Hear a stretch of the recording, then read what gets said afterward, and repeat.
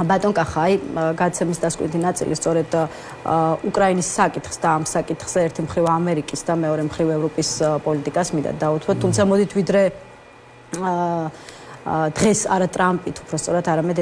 ემანუელ მაკრონით დავიწყოთ. მან ფრანგი ხალხისადმი გუშინდელი მიმართვისას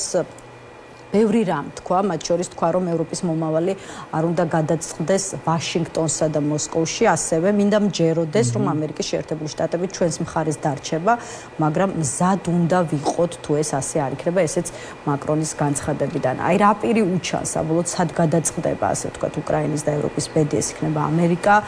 მოსკოვი, თვითონ ევროპა და აქვე რამდენად მაღალია შანსი იმის, რომ ამ პროცესში ევროპა დარჩეს ამერიკული მხარის გარეშე. ნუ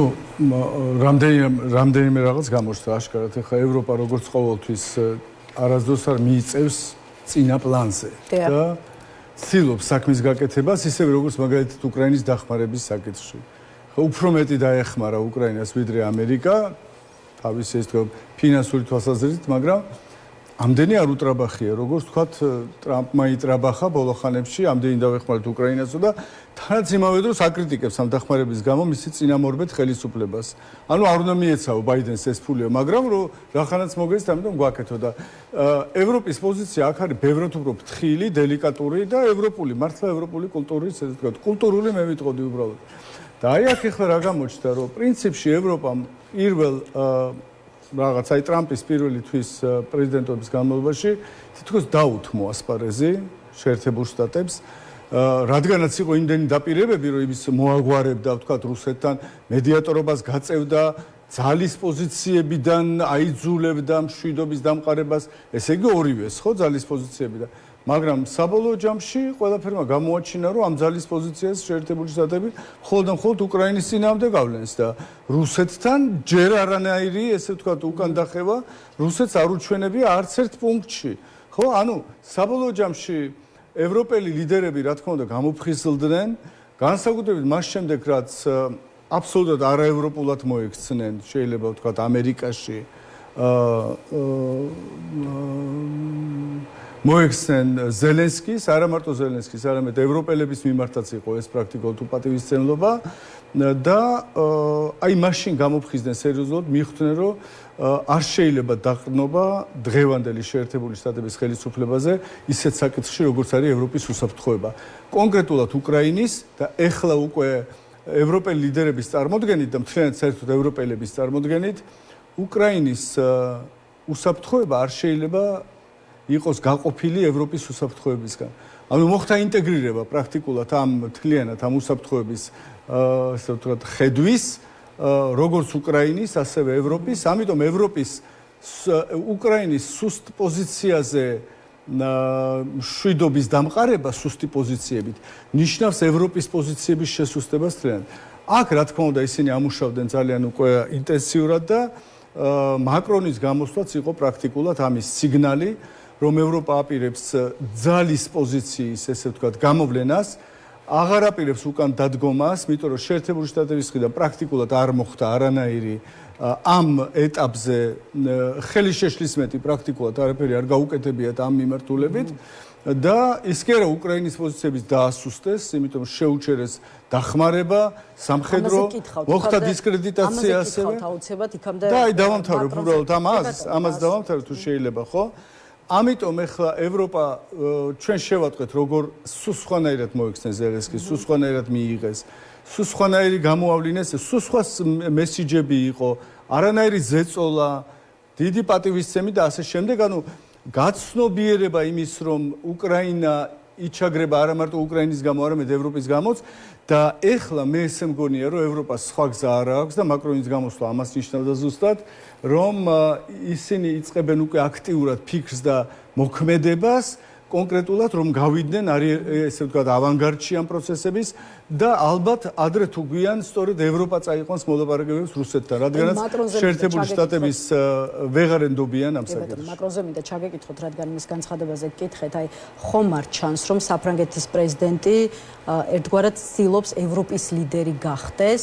და არ ვიცი მის თავზე აიღოს ასე ვთქვათ უკრაინის საკითხის გადაწყვეტა, როგორც ვთქვათ ამას ამერიკაში აკეთებს ტრამპი. რამდენად საფუძვლიანია საკითხის ასე დანახვა? შესაძლოა, ხა მაკრონს აქვს ამბიციები, რა თქმა უნდა და მარტო მაკრონს არა, უბრალოდ ფრანგებს როგორც ერს ევროპაში, კონტინენტურ ევროპაში, განსაკუთრებით ახლა დიდი ბრიტანეთი ყოველთვის ეჯიბრებოდა, ყოველთვის ჰქონდა ამბიციები, რომ იყოს ლიდერი. მაგრამ ამავე დროს გერმანია ყოველთვის გამოდიოდა, რა თქმა უნდა, როგორც უმეტესად როგორც რევიზიონისტი ძალა და ესე ვთქვათ, ეკრებოდა საფრანგეთს, მაგრამ ახლა ამ მომენტში ყველას კარგად ესმის, რომ სამხედრო პოტენციალს რაც შეეხება იმის გამო რომ გერმანიას აკრძალული ქონდა საერთოდ დიდი სამხედრო მაგალითად შემტევი ძალის ყოლა აკრძალული ქონდა მარტო თავდაცვითი ესე ვთქვათ ელემენტების განვითარება და საერთაშორისო ოპერაციებში არ მონაწილეობდნენ კონსტიტუციით ქონდა აკრძალული ეს არ ვიცი ხა რამდენად შეცვალეს კონსტიტუცია ამ თვალსაზრისით მაგრამ ანუ ეხლა ამ ეტაპზე ჯერჯერობით საფრანგეთი არის აშკარა ლიდერი სამხედრო თვალსაზრისით ну რა თქმა უნდა ინგლისს არანაკლები დიდ ბრიტანეთს არანაკლები არმია ყავს მაგრამ დიდი ბრიტანეთი არ არის კონტინენტური ევროპა მაინც თუმცა ბოლო ხანებში ჩვენ ხედავთ რომ ავლენს ინტერესს რომ ევროპაში ისევ დიდი ბრიტანეთის როლი ისევ გააქტიურდეს და არ ამგონია რომ იცით რა ეხა ევროპაში სხვანაირი კულტურა არის ლიდერობის ის რასაც ავლენს დონალდ ტრამპი ამ ბოლო ხანებში ეს სხვანაირი კულტურაა ლიდერობის ეს არის რაღაც ერთპიროვნული მე ვარ და სხვა არავინ არ არის ჩემს გარშემო და ევროპაში ეს ძალიან ცუდ ტონად ითვლება. რა თქმა უნდა, მას უნდა ლიდერობა, მაგრამ არა ერთპიროვნული ლიდერობა ამ შემთხვევაში. იყო დრო, როდესაც შეიძლება საფრანგეთშიც არსებობდნენ ესეთი ლიდერები, მაგალითად ახლა დეგოლს ჰქონდა ესეთი ამბიციები, ვთქვათ, თავის დროზე მეორე მსოფლიო ომის შემდეგ, რომ ყოფილიყო ერთპიროვნული ლიდერი ევროპის. მაგრამ ეს ჩაბარდა ისტორიას ეს ეპოქა. ეხლანდელი ევროპა სხვანაირია. ეხლანდელ ევროპაში ხედავენ მხოლოდ და მხოლოდ თავის ძალას ერთობაში. და რა თქმა უნდა ხედავენ, აი მიაქცეთ ყურადღება, როდესაც არის შეხვედრები, იქ პატარა ქვეყნების ლიდერები ისეთივე, ესე ვთქვათ, პოზიციები და ისეთივე პატივისცემით სარგებლობენ, მაგალითად იგივე ფინეთის, ვთქვათ, პრემიერ-მინისტრის გამოსვლას როგორ უსმენდნენ ყურადღებით და როგორ ეს ვთქვათ, ესტონეთის იქნება ეს თუ სხვა, იქ ერთმანეთს სემენ პატივს, ეს სხვანაირი კულტურაა. ბატონო, ხა ისევ ემანუელ მაკრონის მიერ გუშინ გაკეთებული განცხადებებიდან მინდა გავაცნო მაყურებლებს რამდენიმე ამონარიდი, აღარ შეგვიძლია რუსეთის სიტყვის დობა, ვის შეუძლია დაიჯეროს რომ რუსეთი უკრაინაზე გაჩერდება, გადავწყვიტე გავხსნა დებატები ჩვენი ბირთვული შემაკავებლით მოკავშირეების დაცვის თაობაზე და კიდევ ერთი მომდევნო კვირას პარიზში მივიღებ იმ ქვეყნების გენერალური შტაბების უფროსებს, რომლებიც მზად იქნებიან უკრაინაში სამომავლო მშვიდობის გარანტორების როლი შეასრულონ. აი, რამდენად ბევრი შეიძლება იყოს ისეთი ქვეყანა, რომელიც მზადყოფნას გამოთქვამს, აიღოს ეს სამშვიდობო გარანტორის როლის საკუთარ თავზე შესრულება და რამდენად დადგება უკრაინაში მშვიდობა ევროპული ძალების განლაგებით, რომლებიც არ წავლენ წინა ხაზზე საბრძოლველად, მაგრამ უკრაინის ტერიტორიაზე იქნებიან. უნდა ხაზი გაუსვათ იმას, რომ მაკრონმა თავისივე გამოსვლაში კაფიოდ თქვა, რომ ჩვენ მივიღებთ სამშვიდობო ოპერაციებში მონაწილეობას, მაგრამ რა თქმა უნდა იმ პირობით თუ მშვიდობას ხელი მოეწერებაო. ანუ ესე იგი მხოლოდ მას შემდეგ, რაც მშვიდობას ხელი მოეწერება, ისინი მიიღებენ მონაწილეობას და აქ კიდე რა თქმა უნდა ამაში საფრანგეთი და გერმანია ალბათ განუყოფელი იქნებიან და მერცის პოზიციებში ჩვენ ხედავთ რომ არის ძალიან ესე ვთქვათ კონსტრუქციული ამ მიმართულებით და აქტიური მაგრამ აქვე არიან ისეთ ქვეყნები როგორც არის ბალტიისპირეთის ქვეყნები შვედეთი ვთქვათ ფინეთი მე მგონია რომ ესენი ყველანი მიიღებენ მონაწილეობას სამშვიდობო ოპერაციებში არ ვიცი რაც იზამს იტალია თუმცა იტალია ეხლა არის ესე ვთქვათ განიცდის გარკვეულ გავლენას შეერთებული შტატებიდან თუ ვთქვათ ამის გამო მას არ მოუწია შეერთებულ შტატებთან ურთიერთობების გაფუჭება, მაშინ იტალიაც მიიღებს მონაწილეობას როგორც ჩანს სამშვიდობო ოპერაციაში. და მე მგონია რომ ამას გააკეთებს ასევე ნიდერლანდები და ცენტრალური და აღმოსავლეთ ევროპის ქვეყნებიდან რა თქმა უნდა ალბათ შეუერთდება ჩეხეთი, მაგრამ არ შეუერთდება სლოვაკეთი და უნგრეთი თავისთავად. პოლონეთი ჯერჯერობით თავს იკავებს, ანუ პოლონეთის პრემიერ-მინისტრმა განაცხადა, რომ მე ჯერ ჩვენ არ ვფიქრობთ ამაზე, თუ პრეზიდენტმა თქვა ეს. ხო, არ აქვს მნიშვნელობა. პოლონეთის მთავრობის ოფიციალური პოზიცია იყო, რომ ჯერჯერობით არ აპირებენ განლაგებას მშვიდობის ყოფილი ძალებისა. მაგრამ ეს არ ნიშნავს იმას, რომ ეს პოზიცია არ შეიძლება შეიცვალოს. მე მგონია, რომ აუცილებლად შეიძლება. ყველაფერი დამოკიდებული იქნება იმაზე, თუ როგორი ტიპის სამშვიდობო შეთანხმება იქნება და რამდენად შეეწინააღმდეგება რუსეთი ამ ესე ვთქვათ რუსეთის გამოხმაურებაზე ვისაუბროთ, სწორედ ახლა არც ისე კარგი გამოხმაურება აქვს ყოველ შემთხვევაში მაკრონის განცხადებებს მოსკოვის მხრიდან მარია ზახაროვას მეზღაპრე უწოდა დიმიტრი მედვედევმა კი განაცხადა, რომ მაკრონის სამუდამოდ გაქრება არ აუგვიანეს 2027 წლის 14 მაისისა და ის არავის დააკალდება. რამდენად სერიოზულ პოლიტიკურ თავისტკივილს წარმოადგენს ევროპელი ლიდერები რუსეთისთვის საკითხში, რომელიც შეეხება უკრაინაში ცეცხლის შეწყვეტას. პირველ რიგში ხაზგასმ რომ 27 წლამდე 2 წელია კიდევ და თუ თქვათ მედვედევს იმედი აქვს რომ 27 წლამდე გაწელავენ ამ ომს და მერე მაკრონს რომ მოიშორებენ, მერე ესე ვთქვათ ვიღაცა საფრანგეთში პრეზიდენტს მოიყვანენ ისეც რომელიც ვთქვათ პრორუსული იქნება, მე არ მგონია რომ ეს ძალიან რეალისტური ის იყოს, შეხედულებები იყოს და რაც შეეხება ესე ვთქვათ ამ მეორე კითხვა უკაცრავად შემახსენებთ. ხო, თავისტკივილი რამდენად გახდა პოლიტიკური თავისტკივილი ევროპელი ლიდერების დღევანდელი პოზიცია უკრაინაში ცეცხლის შეწყვეტის საკითხზე მოსკოვისთვის. კი, მოსკოვისთვის რა თქმა უნდა ეს არ არის სასიამოვნო ფაქტი, იმიტომ რომ ევროპის კონსოლიდაცია და სხვათა შორის აქ უკვე სერიოზულ საკითხებზე საუბარი უნდა ევროპა აპირებს თავისი სამხედრო ინდუსტრიის სწრაფად განვითარებას, გადაიარაღებას, ანუ მინიმუმ 650 მილიარდი ევრო იქნება გამოყოფილი ამ გადაიარაღებისთვის და სამხედრო ხარჯებისთვის და კიდე დამატებით 150-800-ზე მეტი მილიარდი მოკლედ სხვადასხვა საჭიროებისთვის, რომელიც უკრაინაში წავა უკვე, თქვათ ნაწილი მიდის უკრაინაში და ნაწილი თვითონ ევროპის გადაიარაღებაზე და ახლო მომავალში ევროპული წარმოება ეს რა თქმა უნდა მისი ტექნოლოგიური დონე განვითარების ევროპის და მისი სამეცნიერო განვითარების დონე და ასე შემდეგ ორგანიზაციული შესაძლებლობები არის ისეთი რომ თუ რუსეთმა მოახერხა რაღაც 6 თვეში და 8 თვეში სამხედრო ესე ვთქვათ იმაზე გადაყვანა ეკონომიკის სამხედრო რაღაც ლიანდაგებზე როგორც იტყვიან ხო ანუ რა თქმა უნდა ევროპა მოახერხებს ბევრად უფრო სწრაფად თავისი სამხედრო ინდუსტრიის გაორმაგებას და აი ამის ეშინია რა თქმა უნდა რუსეთს იმიტომ თუ ევროპა გახდება ავტონომიური დამოუკიდებელი შეერთებული შტატებისგან და არ დაჭირდება მას თქვათ ყურება იქით აი ჯერჯერობით როგორც იცით ტრამპს უთხრეს ევროპელმა ლიდერებმა მაკრონმა უთხრა და მე მგონი არა მარტო მაკრონმა არამედ დიდი ბრიტანეთის პრემიერმაც უთხრა რომ იქნება ჩვენ შევიყვანთ მშვიდობის ყოფილებს მაგრამ თქვენ გაგვიმაგროთ ზურგიო რაც ნიშნავს თქვათ იარაღის მიწოდებას რაც ნიშნავს თქვათ ევროპაში დატოვებას თავისი კონტინგენტის და მზადყოფნას იმისთვის რომ თუ დაჭირდათ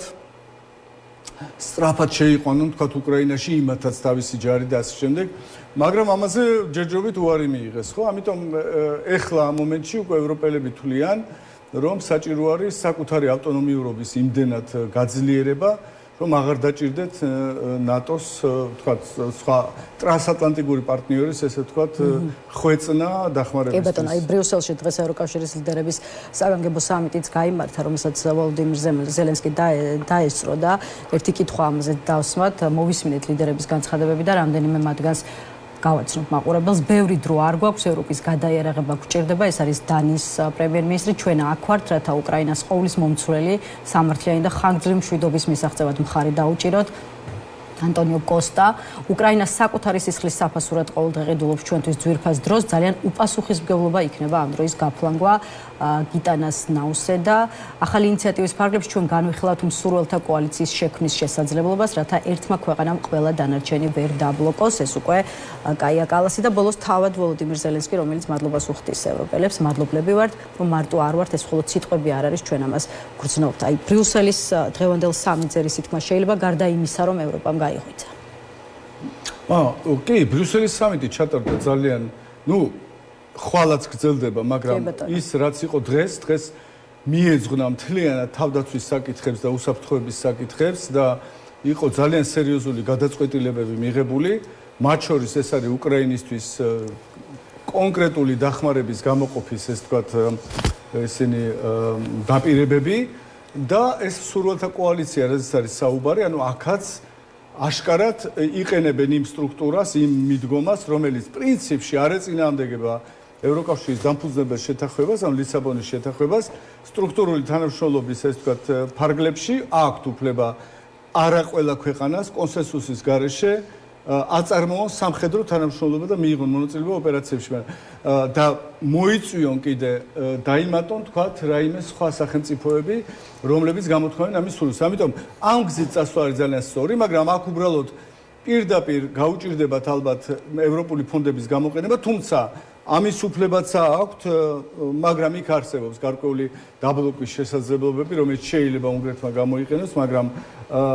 მთლიანობაში ალბათ აი სურველთა კოალიციის მიერ შექმნილი ფონდი არ იქნება ევროკავშირის შიდა განაწესით შექმნილი ფონდი, ეს იქნება წევრი ქვეყნების მიერ ალბათ ევროკავშირის სტრუქტურების გარეთ შექმნილი ფონდი. თუმცა ევროკავშირის სტრუქტურები მიიღებენ მონაწილეობას და ამის უფლება აქვთ, მიიღებენ მონაწილეობას ამის მართვაში, სხვადასხვა სახის ეს თქვა თანამშრომლობის პროექტების, აქ არის ბევრი პროექტი იქნება ალბათ ამასთან დაკავშირებით, პროექტების განხორციელებაში და ხელშეწყობაში. ეს იყო ძალიან მნიშვნელოვანი ამის გადაწყვეტილების მიღება. საბოლოო ჯამში ნელ-ნელა ხდება იზოლირება პრაქტიკულად და გარიყვა იმ ქვეყნების, რომლებიც ეწინააღმდეგებიან ევროპის ერთიან პოზიციას და პრაქტიკულად ევროკავშირის თუ აქამდე ევროკავშირი ჩვენ წარმოგვედგინა როგორც რაღაც ჩაკეტილი სივრცე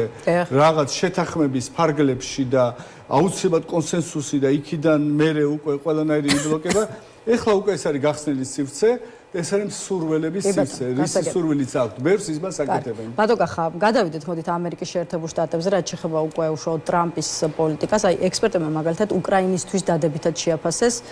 სიტყვა, რომლითაც ტრამპმა 4 მარტს მიმართა კონგრესს. ტრამპმა ვიცით რომ ზელენსკის წერილიც წაიკითხა ხო და თითქოს ჩანდა რომ მან ერთგვარად გვერდზე გადადო თეთრ სახლში გამართული პოლემიკა, თუმცა აი ამის შემდეგ ცნობილი ხდება რომ ამერიკის შეერთებულმა შტატებმა უკრაინას სამხედრო დახმარებასთან ერთად უკვე სადაზვერო მონაცემების გაზიარებაც შეუწყვიტა. აი რას ნიშნავს დახმარების შეწყვეტა უკრაინისთვის, ახლა ეს გითხარით, შესაბამისად როგორია უკრაინის შანსები, ასე ვთქვათ, შტატების დახმარების გარეშე. მე ჩემ მხრივ უბრალოდ ვიტყვი რომ დიდი პატივისცემით ყველა იმ ექსპერტისთვის, ვინც ეს თქვა, მაგრამ ჩემი ესე ვთქვათ ხედვით ტრამპს უკრაინასთან დაკავშირებით პრაქტიკულად არაფერი არ უთქვია იმაზე თავის გამოსვლაში. ანუ თავისი პოზიცია არ გაუშუქებია სათანადოდ, არც არაფერი ახალი უთქვამს და თუ მან წაიკითხა ზელენსკის სიტყვა მხოლოდ და მხოლოდ ზელენსკის ტვიტი უпростоრად და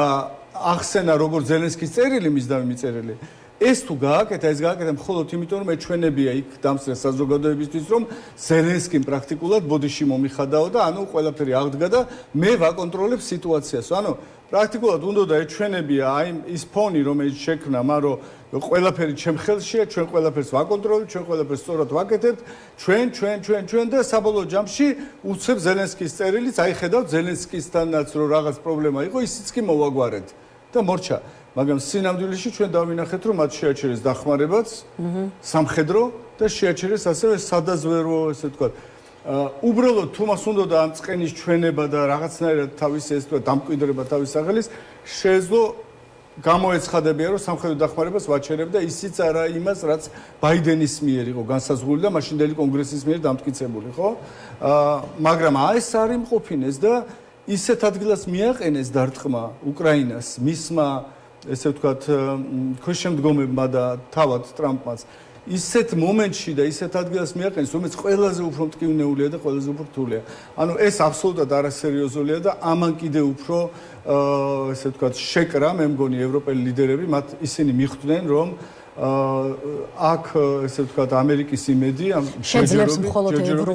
მხოლოდ ევროპა შეძლებს უკრაინის დაცვას და აქვე სადაზვერო ინფორმაციის გაზიარების შეჩერებას რაც შეეხება. აი საფრანგეთი გამოთქვამს დატყოფნას რომ მიაწოდოს უკრაინას ეს ინფორმაცია, თუმცა მე მინდა კითხოთ რამდენად ესე ვთქვათ საკმარისი ალტერნატივაა ეს. ნუ გეტყვით ახლა ნუ როგორც ამაზე ამის კონკრეტულად ექსპერტები საუბრობენ ამაზე, ახლა ეს ძალიან სპეციფიკური თემაა. შეერთებული შტატებს გააჩნია გარკვეული გუნდი, ყავს დიდი ბრიტანეთი მაგალითად შედის მასში, ავსტრალია, მე მგონი ახალი ზელანდიაც, რომლებსაც თუ არ ვცდები არიან კიდე 1-2 ქვეყანა, მაგრამ არა ვარ ამის ექსპერტი, მაგრამ ვიცი რომ საერთო იმაში მესმის რა ხდება. ყველა სადაზვერო ინფორმაცია ამ ქვეყნებისა გროვდება ერთ ცენტრში და უზიარებენ ერთმანეთს სრულად. შეერთებულმა შტატებმა იცის ყველაფერი, რაც აქვს დიდ ბრიტანეთს და დიდ ბრიტანეთმა იცის ყველაფერი, რაც აქვს შეერთებულ შტატებს, მაგრამ შეერთებულმა შტატებმა განუცხადა ამ ქვეყნებს, რომლებსაც უზიარებს თავის სადაზვერო ინფორმაციას, რომ არაფერი არ მიაწოდოთ უკრაინას. ანუ ესე იგი, დიდმა ბრიტანეთმა წესით არ უნდა მიაწოდოს არაფერი, რაც შეერთებული შტატების მოპოვებულია და არც ის, რაც თვითონ მოიპოვა. იმიტომ რომ ეს საერთო ინფორმაციად ითვლება. ეს არის ძალიან დიდი დარტყმა, რა თქმა უნდა, მაგრამ ნუ დაგვავიწყდება, რომ ევროკავშირს გააჩნია თავის სატელიტური დაზვერვის დიდი ხანია, ათეულობით წელია უკვე განვითარებული სატელიტური დაზვერვის ცენტრი,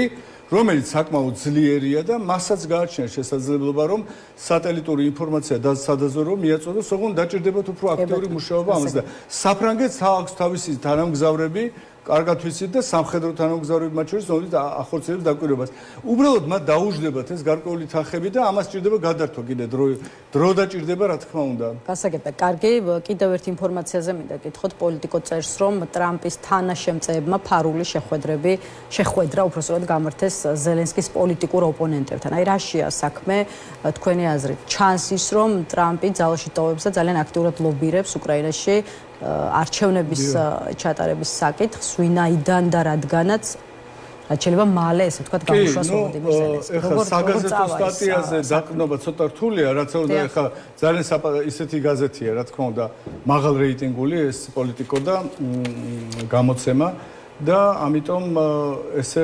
ხელაღებით ვერ ვიტყვით რომ ეს ტყუილია რაღაცა, მაგრამ რამდენად ახლა ზუსტია ეს ინფორმაცია და რამდენად თქვა შესაბამება, რამდენად ყოველ შემთხვევაში იულია ტიმოშენკო და პეტრო პოროშენკო გამოეხმაურნენ და თქვეს რომ ომის დროს უკრაინაში არჩევნების ჩატარების წინააღმდეგი არიან. ესეთი გამოხმაურება იყო აშკარად და მაგათი რეაქციიდან სწორედ ჩანს რომ მართლა იყო თურმე ესეთი საუბარი, მაგრამ შეიძლება ესეთი საუბარი ყოფილიყო უბრალოდ დაზვერვის მიზნით, ანუ რო გაიგოთ მათი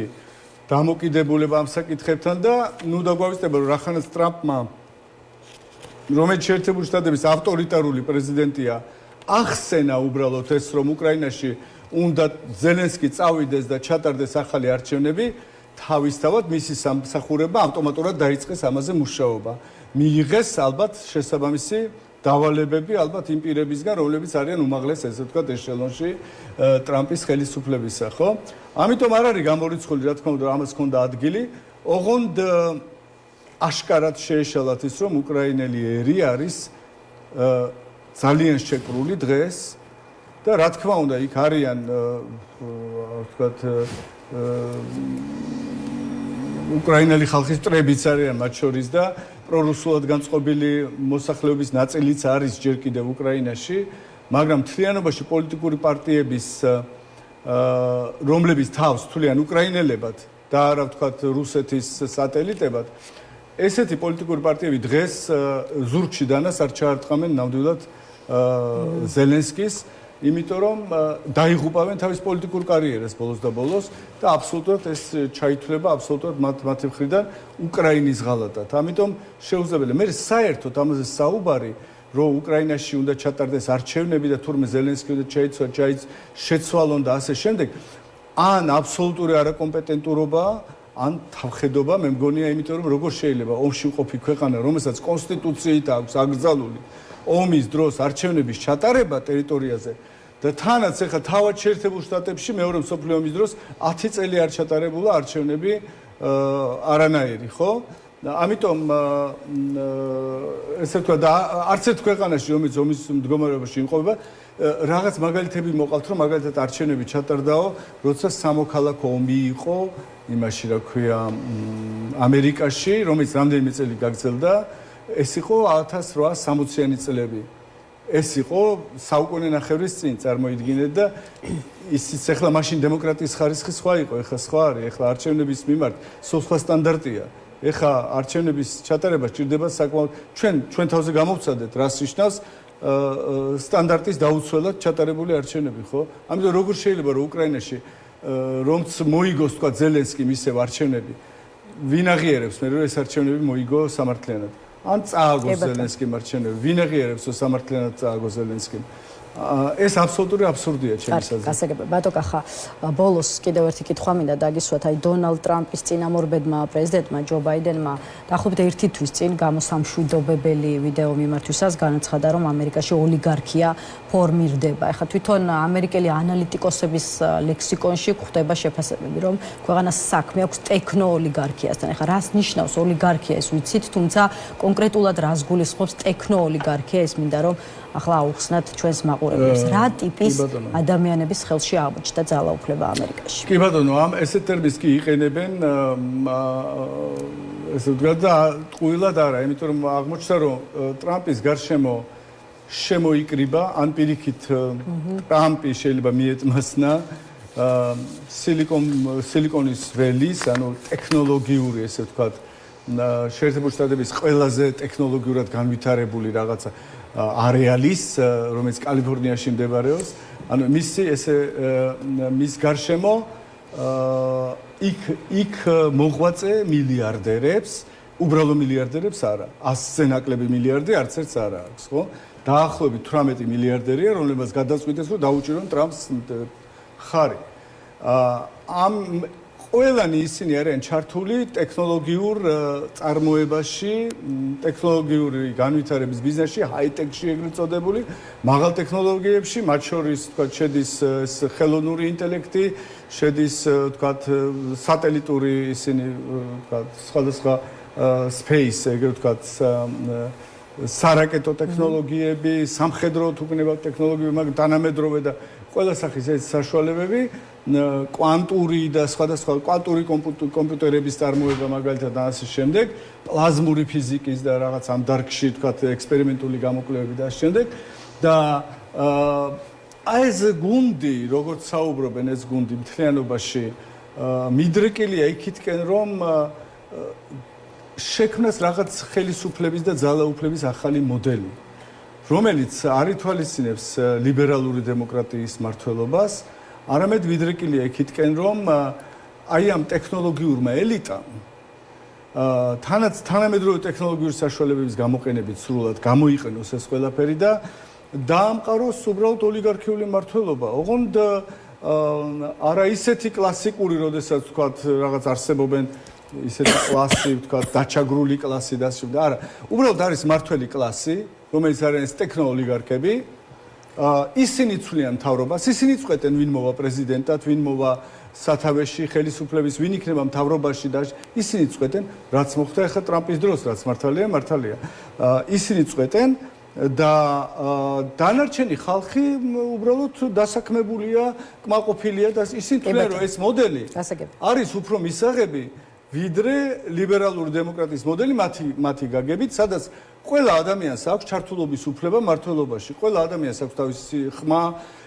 ისინი ირჩევენ თავიანთ დეპუტატებს, დეპუტატების წარმომადგენლობითი დემოკრატიის გზით ადამიანს აქვს შესაძლებლობა, რომ თავისი აზრი მიიტანოს ხელისუფლებაში და რაღაც გავლენა იქონიოს სისტემაზე,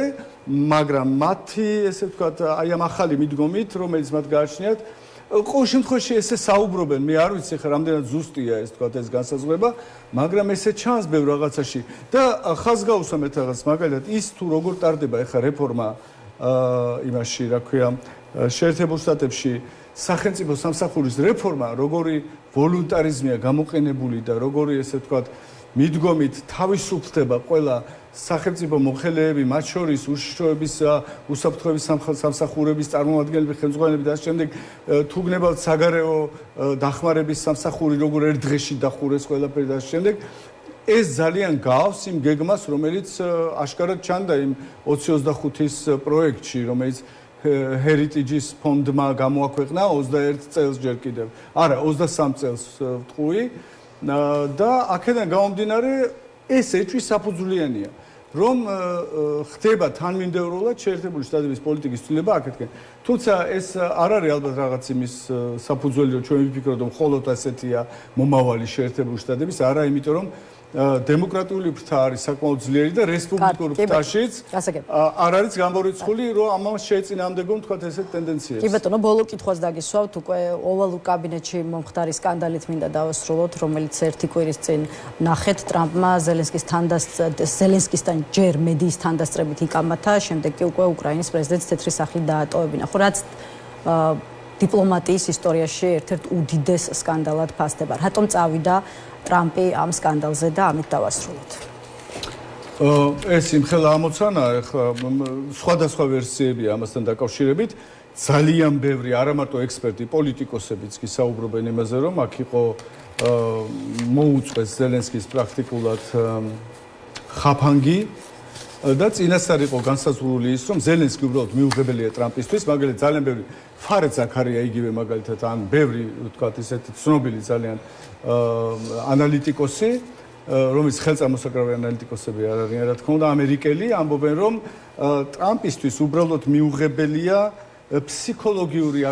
შეუთავსებლობაც არსებობს. მას შემდეგ ჰანტერ ბაიდენის საქმესთან დაკავშირებით ზელენსკი მუთხრა უარი მას თანამშრომლობაზე და შემდგომში ამის გამო იმპიჩმენტიც კი მოუწყვეს ტრამპს, იმპიჩმენტის ეს თქვა წარადგინეს მის ეს გადაყენებაზე. აი ამის გამო ის უბრალოდ რაღაც ვერ იტანს ფსიქოლოგიურად ვერ იტანს ზელენსკის და აქვს მის მიმართ ესეთი დამოკიდებულება. საუბრობენ იმაზეც, რომ ტრამპს უნდა ნებისმიერი გზით გაამართლოს თავისი საარჩევნო დაპირება და მისთვის აბსოლუტურად არ აქვს მნიშვნელობა უკრაინის დამარცხებას, გამარჯვებას ან როგორ გამოვა ამ ომიდან, ან ვინ არის დამნაშავე ამ ომში, ვინ არ არის დამნაშავე, მისთვის თავარია, რომ ის გამოჩნდეს რაღაც ძალისმიერი პოზიციიდან, რომ მან დაამყარა აი მშვიდობა ძალით უკრაინაში. რუსეთი რახანაც ესეთი ადვილი მოსათოკი არ აღმოჩნდა, ხო მოშინჯეს ჯერ თქვა ტრამპმა და მისმა გუნდმა, მოშინჯეს საუბარი პუტინთან და ლავროვთან და ასე შემდეგ, ხო? აღმოჩნდა, რომ მათთან პრაქტიკულად შეუძლებელია რაღაც დათმობაზე წამოიყვანონ რუსები და გადაწყვიტეს უკრაინა როგორც სუსტი რგოლი დაეჩაგრათ ის ამაში. თავარია რომ ის დათანხმებული იყო და როდესაც მაგალითად მე ვხმარო სიტყვა კაპიტულაცია, ზოგიერთი ქართველი ექსპერტიც მაგალითად რაღაცა ღიზიანდება ამის გამო, მაგრამ გუშინ მაკრონმა იხმარა ეს სიტყვა, ხო, რომ კაპიტულაცია უკრაინის ჩვენთვის დაუშვებელიაო. ზუსტად ესე აიძულებდნენ იგივე იმ ოვალურ კაბინეტში, რომ დათანხმებული იყო ზელენსკი კაპიტულაციაზე. მას ეთქვა, რომ კი ბატონო, მე ნებისმიერი პირობებით ყოველგვარი სწორად მოიქცა ზელენსკი, მისი წინააღმდეგობა იყო გამართლებული? ზელენსკი მოიქცა აბსოლუტურად სწორად. ზელენსკი თუ არ არის მაგალითად გამოცდილი დიპლომატი და მისი სიტყვები არ იყო ყოველთვის დიპლომატიური და პლუს კიდე აქ არის ენის ბარიერი, ის არ ფლობს ინგლისურს კარგად. ანუ რა თქმა უნდა, ის იყო ძალიან რთულ სიტუაციაში ვითარებაში, ის იყო მარტო არც ერთი მრჩეველი გვერდზე არ ეშ და როცა ტრამპის ირგვლივ ვიჯდა უამრავი მრჩეველი და ისინი ეხმარებოდნენ მას ხანდახან ახლა ვენსიც რო ჩაერია და დაეხმარა ტრამპს. ანუ ესე იგი ზეწოლა მოხდა მასზე დაღლილი იყო ადამიანი კიდე ამასთან, გაწამებული ომით ადამიანი და მას დააცხრენ თავზე. ეს იყო აბსოლუტურად არაეთიკური და ამაზე მარტო მე არ ვლაპარაკობ, ხო? ევროპელი ლიდერებმა ილაპარაკეს ძალიან ბევრმა ეს, რომ მიუღებელი იყო ესეთი. შეხედეთ თავისი ქცევითაც აჩვენეს, როგორ ჩავიდა, როგორ თბილად დახვდნენ ზელენსკის. ამიტომ აქ არაფერი გასაკვირი არ არის და რატო გააკეთა ეს? აი მათ იფიქრეს, რომ გატეხავენ ზელენსკის ესნაირად, როგორც მინიმუმ დაუკარგავენ მას რეიტინგს, აჩვენებენ მთელ სოფლიოს და მათ შორის უკრაინელებს, რომ ჩვენი მხარდაჭერა არ აქვს ზელენსკის, თუ თქვენ ზელენსკი არ გადაირჩიეთ, არ მოითხოვეთ მისი გადარჩევა, ესე ვთქვათ, ჩვენ უკრაინის დახმარებას აღარ გავაგრძელებთ და რომ აი ვთქვათ უკრაინულ ხალხო თვითონ ეს მოითხოვს და როგორც ჩანს აქვე ჯდება ეს პოროშენკოსთან და წიმოშენკოსთან ეს შეხვედრა ძალიან კარგად იკვრება აქ ყველაფერი, რომ ესე ვთქვათ აქ უნდა ამუშავდეს მათი აზრით, უნდა ამუშავებულიყო ოპოზიცია, მაგრამ აღმოჩნდა, რომ უკრაინელი ხალხი ესე მარტივად არ არის ესე ვთქვათ გასატეხი. მადლობა. აქვე მინდა ხაზი გაუსვა ჩემ უდიდეს პატივისცემას შეერთებული შტატების მიმართ, როგორც ქვეყნის მიმართ. მე მაქვს ჩემი ძალიან ძლიერი ესე ვთქვათ პატივისცემა ნდობა და მჯერა რომ შეერთებული შტატები ამ რაღაც გადახვევიდან რომელიც ახლა მოვიდა ამაზე არ უნდა საუბრობდეთ ჩვენ საერთოდ ახლა მე მგონია მაგრამ აშკარად მოხდა მისი დევიაცია ნორმალური განვითარების გზიდან და ის აუცილებლად დაუბრუნდება იგივე შეერთებულ შტატებს როგორც ის იყო მსოფლიოში დემოკრატიის მხარდამჭერი ფორპოსტი